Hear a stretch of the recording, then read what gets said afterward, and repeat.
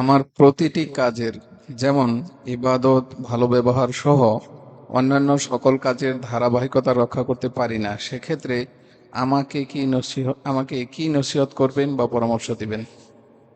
বারাকাল্লাহু ফিকুম। আপনার প্রশ্নটি অত্যন্ত আবেগপ্রবণ এবং আল্লাহর প্রতি আপনার অনেক ভালোবাসা রয়েছে, রাসূলুল্লাহ সাল্লাল্লাহু আলাইহি ওয়াসাল্লামের প্রতি ভালোবাসা রয়েছে। এটা প্রমাণিত হচ্ছে আপনার এই কথা। এই বিষয়টি শুধু আপনার নয়, এটা আমাদের প্রতিটি মানুষের সমস্যা যে আমরা আমাদের চাওয়ার মতো, আমাদের ইচ্ছা অনুযায়ী, আমাদের স্বপ্ন অনুযায়ী আমরা কেউ ইবাদত করতে পারি না। তো এই দুর্বলতা সবারই আছে। এরপরেও আমাদেরকে যেটা করতে হবে সেটা হলো আল্লাহর কাছে সাহায্য চাইতে হবে। কার কাছে? আল্লাহর কাছে সাহায্য চাইতে হবে ইবাদত করার জন্য। কারণ আল্লাহ নবী সাল্লাল্লাহু আলাইহি সাল্লাম তিনি আল্লাহর কাছে বলতেন, ইয়া হাইয়্যু ইয়া কাইয়্যুম বিরহমাতিকা আস্তাগীথ আসলিহ লি শা'নি কুল্লাহ ওয়া লা তাকিলনি ইলা নাফসি তারফাত আইন। ইয়া হাইয়্যু ইয়া কাইয়্যুম, হে হাইয়্যুন হে কাইয়্যুম, আল্লাহর নাম। আমার সকল কাজগুলো তুমি সমাধান করে দাও, সংশোধন করে দাও, সব কাজ। আমাকে আমার দায়িত্বের উপর চোখের এক পলক পরিমাণ ছেড়ে দিও না, আমার সব কাজ তুমি ঠিকঠাক করে দাও। তাহলে সাহায্য চাইতে হবে কার কাছে? এর মানে আপনার এতটুকু ক্ষমতা নেই, আল্লাহ যদি আপনাকে সাহায্য না করেন যে আপনি একবার আলহামদুলিল্লাহ বলতে পারবেন, একবার আল্লাহু আকবার বলবেন, একবার সুবহানাল্লাহ বলবেন, একবার লা ইলাহা ইল্লাল্লাহ বলবেন, এতটুকু ক্ষমতা আপনার নেই যদি আল্লাহ আপনাকে সাহায্য না করেন। এই জন্য আমরা আমাদের ক্ষমতার উপর নির্ভরশীল হব না। ইবাদতের ক্ষেত্রে আমরা অবশ্যই চেষ্টা করব, কিন্তু আমরা আল্লাহর কাছে সাহায্য চাইব, তখন আল্লাহ তাআলা আমাদেরকে সাহায্য করবেন। মনে রাখবেন,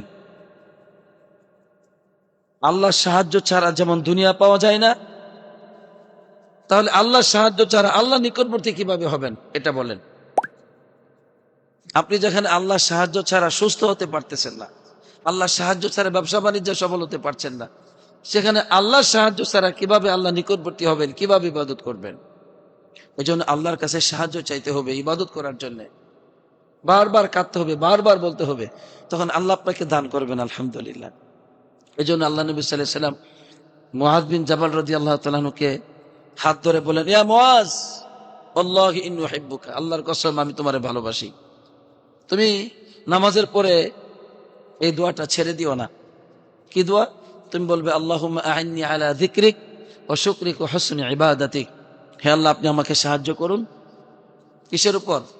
আলা যিকরিক, আপনার জিকির যেন করতে পারি, আপনার শুকর আদায় যেন করতে পারি। আপনি আমাকে সাহায্য করুন, আমি যেন আপনার সুন্দর করে ইবাদত করতে পারি।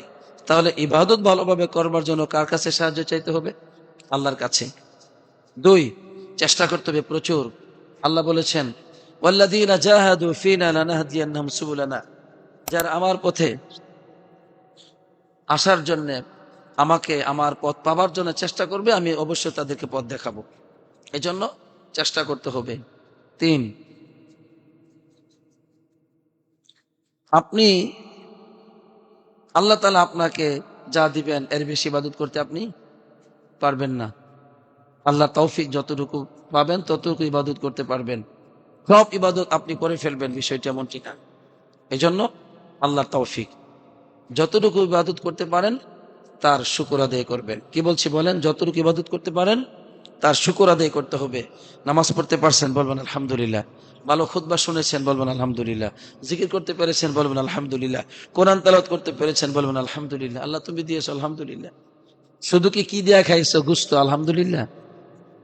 আরে বাবারে, তার চাইতে বড় নিয়ামত হচ্ছে ইবাদত করতে পারা। তো সেগুলো শুকর আদায় করেন, বেশি বেশি শুকর আদায় করেন। যতটুকু পেয়েছেন সেটা স্বীকৃতি দেন আল্লাহকে, যে আল্লাহ আলহামদুলিল্লাহ পাইছি, ফরজটা পড়তে পারছি, সুন্নত পড়তে পারি নাই, তুমি তৌফিক দান করো। এবং ফরজ পরে বলেন আলহামদুলিল্লাহ, আল্লাহ ফরজ পরে তৌফিক দিয়েছো।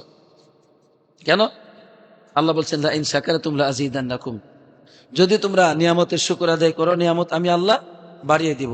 তাহলে ইবাদত করতে পারা এটা হচ্ছে সবচেয়ে বড় নিয়ামত, এর শুকর আদায় করতে হবে, তখন আরো বেশি ইবাদত আমরা করতে পারবো। তাহলে কয়টা জিনিস? 1 নাম্বার, আল্লাহর কাছে সাহায্য চাইতে হবে। 2, বলেন 2 নম্বর কি? ইবাদত করার সর্বোচ্চ চেষ্টা করতে হবে। 3 নম্বর শুকর আদায় করতে হবে। ইনশাআল্লাহ একদিন পরিপূর্ণতা আসবে ইনশাআল্লাহ। আল্লাহ তৌফিক দান করুক, আমিন।